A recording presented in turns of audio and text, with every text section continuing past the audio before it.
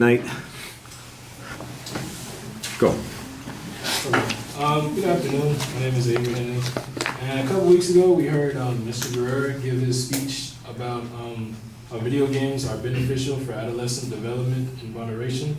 It's a pretty well-developed argument, which had three supporting points, being that video games are a teaching tool, it allows social skills to be built, and that they can be used to keep kids healthy physically and mentally.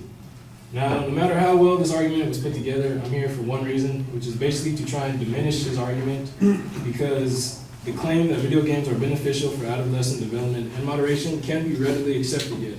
And I will show you why by weakening the support for his argument. Also, I assume that the claim is referring to all video games, because if it's not, then I don't think it's very controversial, because I think it's a fact that some video games actually do have benefits for adolescent development. So moving to the first secondary claim, being that video games can be a teaching tool for adolescent development, any evidence the advocate provided, it stated that playing real-time strategy and role-playing games can help with problem-solving skills. It was also mentioned that some games can be a teaching aid for the classroom. However, there are a number of games that do not involve strategy, role-playing, or problem-solving, like, for instance, Mario Brothers. Which means that even though some video games can be used as a teaching tool, not all of them are. So if not all video games are teaching tools, then I don't think that it's quite reasonable to infer that all video games are beneficial for adolescent development. Moving to the secondary claim that video games allow adolescents to build social skills, one of the advocates' pieces of evidence for this claim is that 70% of video game players play with a friend or a family member. I don't believe that this is adequate enough evidence, because just because you're playing with a friend or family member doesn't necessarily mean that you're building social skills. For instance, playing Need for Speed, which is a racing game, doesn't have a lot of social interaction in it. And you can play with people for as long as you want, but you probably won't develop any social skills. In an article on Science Daily, results of a study showed that as the amount of time playing video games went up, the quality of relationships with peers and parents went down. This shows that video games are actually linked to the decline of social skills. So even though some video games may help social skills, it can't be said that all video games help build social skills, which makes inferring that all video games are beneficial for adolescent development a pretty big leap. The last secondary claim is that video games are good for mental and physical health. This is only true for some cases. I claim that video games can actually be hurtful and harmful to adolescents. According to the same study on Science Daily, the more young adults that play video games, the more frequent their involvement in risky behaviors like drinking and drug abuse, which basically says that video games can be the cause of a lot of harm more than help. And even so, there are only a select few games that are games that will help you with your physical health, which means that you can't really reason that all video games can be used to keep people healthy, which then means that it can't be support for the point if the claim itself is false. To conclude, only some video games are a teaching tool. Video games don't always help social skill development, and video games can bring harm to adolescents.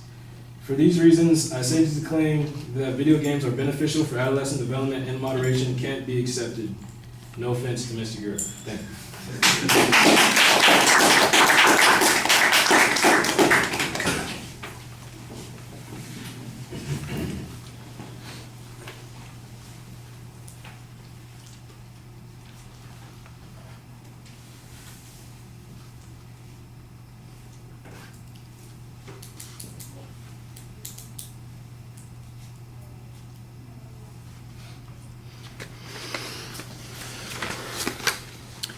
All right, structurally everything is sound. You kind of start with a preliminary overview that suggests that you're going to diminish this argument and suggest that it's really a more sweeping generalization than anything else, because it has to apply to all video games, or at least the majority of video games, and it really only applies to some of them. There are, of course, exceptional video games that provide, for example, teaching. I don't know that the advocate ever provided any examples on that first point. I'm sure that there are strategy and role-playing games that people learn about, but are those the games that people play?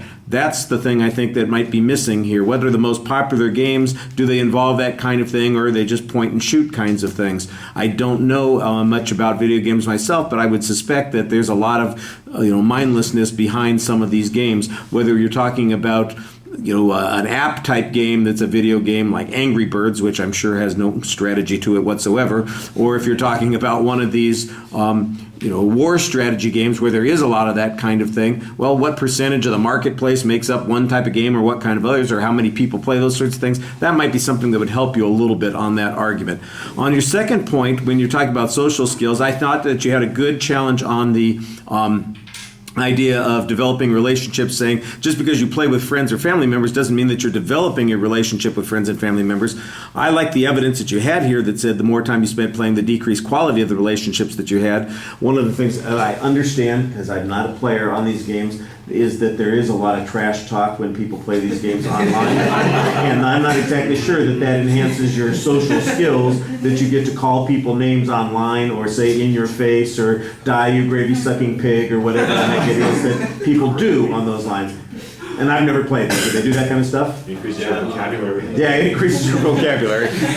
So maybe it's a teaching tool, but it's not necessarily good for a social skills kind of thing. All right, but I like the evidence that you had there on that particular point. And then on the last one, when you're talking about mental and physical health, I thought you had a good counterclaim and some nice evidence on that. Some more statistics, for instance, on the kinds of games that are being played would probably help your argument. But I think you've got the basic argument down there. All right, thank you all very much. You guys have